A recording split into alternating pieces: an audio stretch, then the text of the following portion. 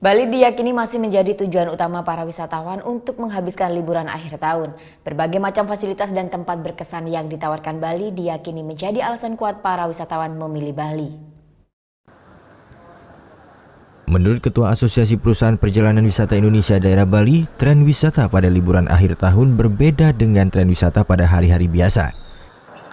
Pada momen akhir tahun, para wisatawan akan memilih tempat-tempat yang lebih berkelas untuk menghabiskan waktu malam pergantian tahun. Walaupun Bali sudah menjadi tempat yang biasa dan sering dikunjungi, hal ini tidak menyurutkan niat para wisatawan domestik maupun internasional untuk berkunjung ke Bali di akhir tahun.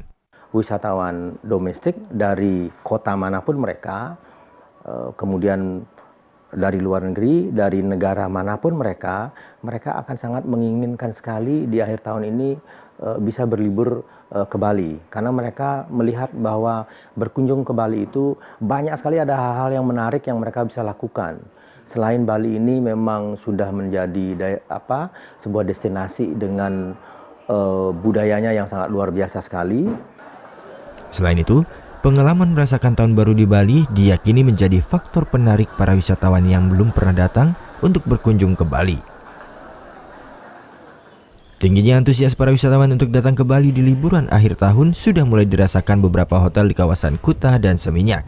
Seperti yang diberitakan sebelumnya, tingkat hunian hotel di kawasan ini melonjak hingga 90% jelang akhir tahun.